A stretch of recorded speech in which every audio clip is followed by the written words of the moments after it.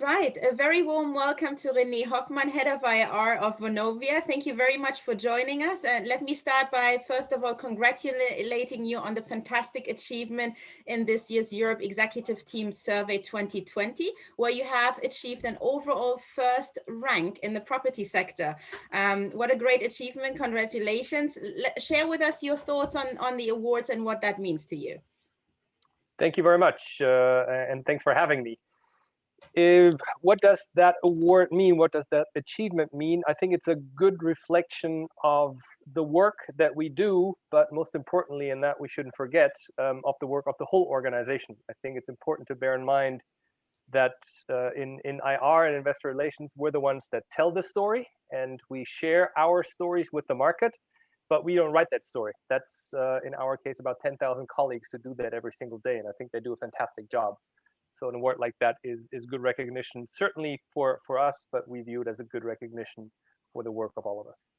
Yeah, fantastic. We've obviously all gone through an unprecedented year for everybody. Share with us a little bit how you actually managed the crisis. How did you continue to engage with investors? What are the different approaches and measures that you've actually taken to ensure that they are abreast of all the changes and updates?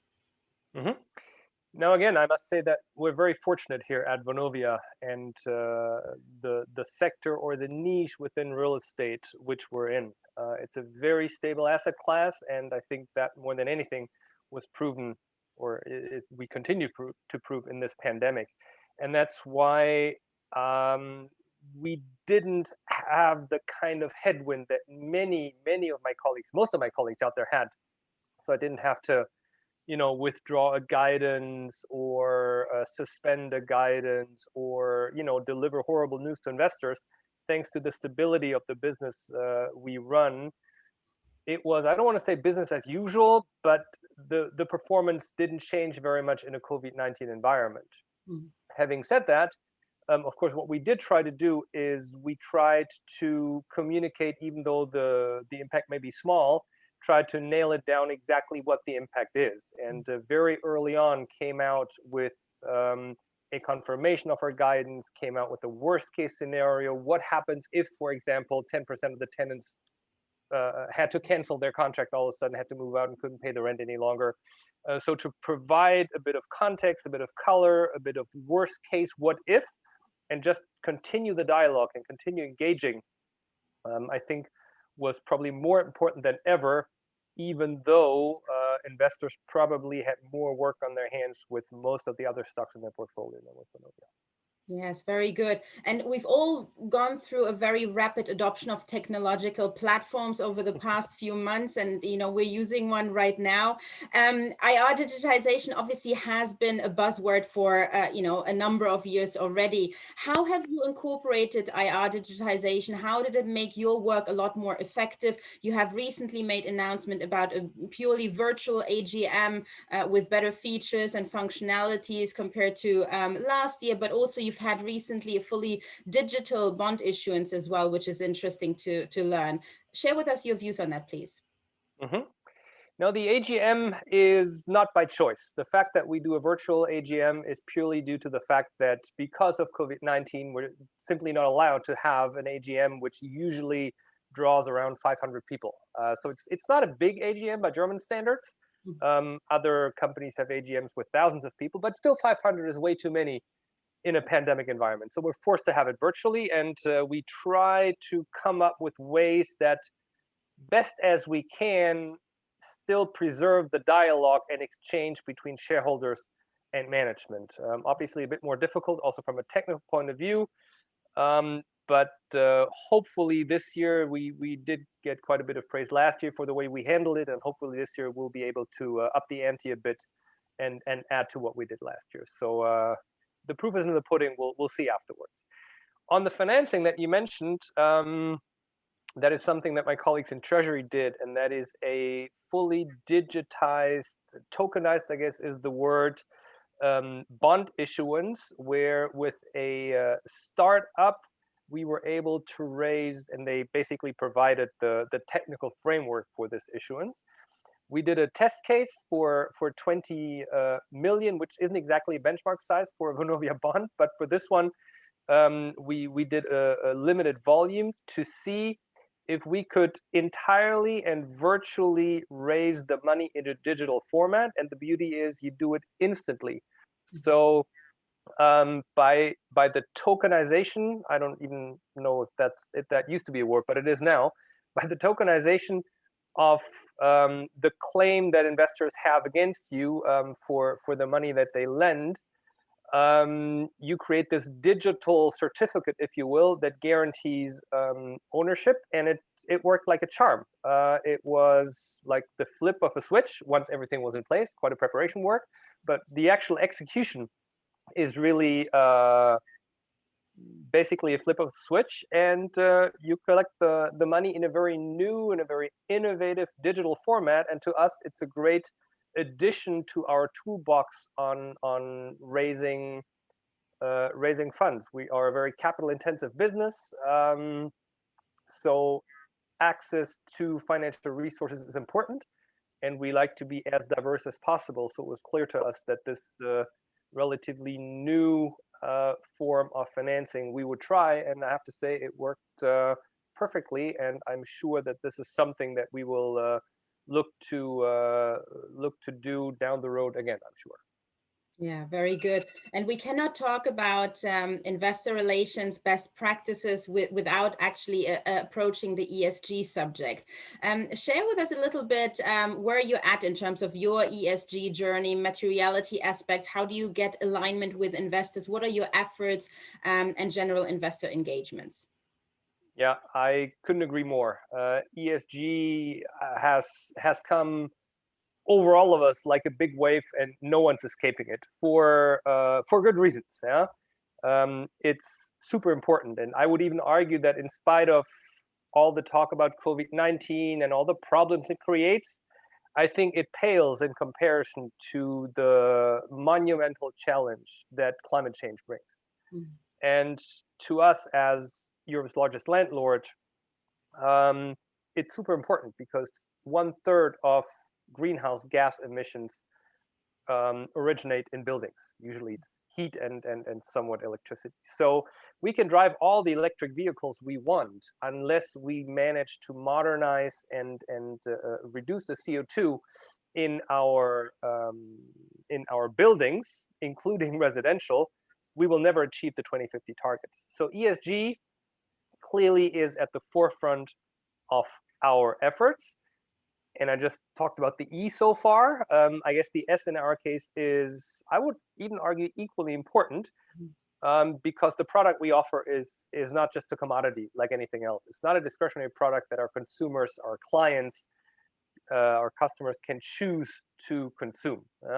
We have a very supply-constrained market in Germany, and we're talking about a person's home. So this is not, the newest technological gadget or something else. It's very close to the heart, which is why the S in our case is probably also very important, arguably more important than for many other companies. And the G, I would say, is the basis you need without which the others don't matter. If you don't have sufficient G, as in a sufficiently adequate, professional, transparent governance, you're not going to make it out there in the markets, I think, because investors really see through that, and you're going to get punished, rightfully so. So for us at Vonovia, the goal is to have the G in line to make sure that we don't have any weak spots. You can always discuss about doing things a little bit better, but you got to have robust G so everybody can agree that that's a decent level on which you can operate.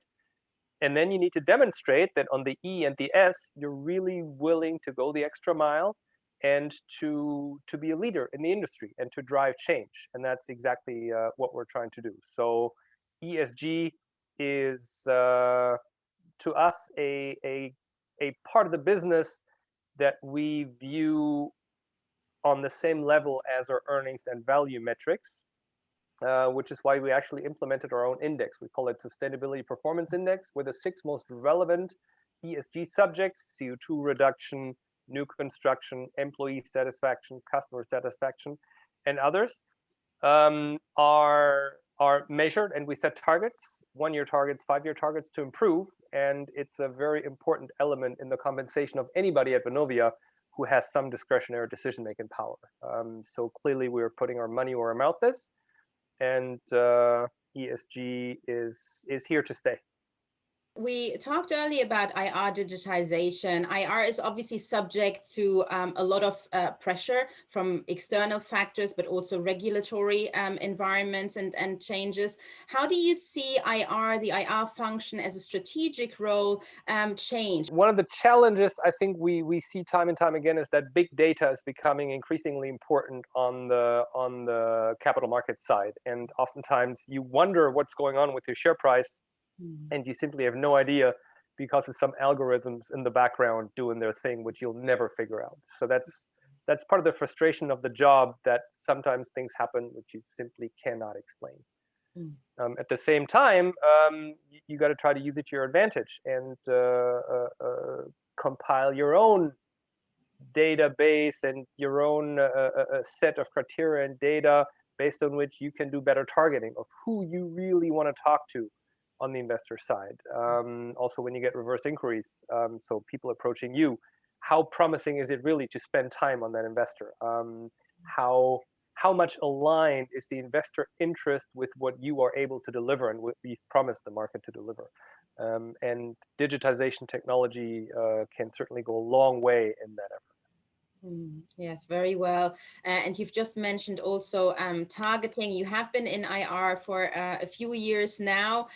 Share with us your experience and what are the sort of must-have tools or structures that you need to have in place to run IR as effective as you have.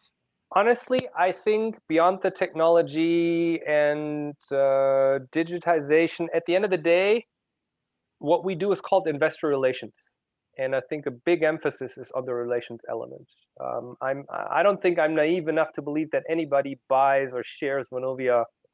I certainly hope doesn't sell Vonovia shares because they like or dislike what I do or me as a person. But clearly, establishing a dialogue, establishing a relation with investors, helping them with their needs within the guardrails that you have, I think is of the utmost importance. I remember in my previous role at GAGFA, we were largely private equity owned and only had like 30% free float. So IR really was for the private equity guys, and they didn't really care about the other 30%, to be very honest.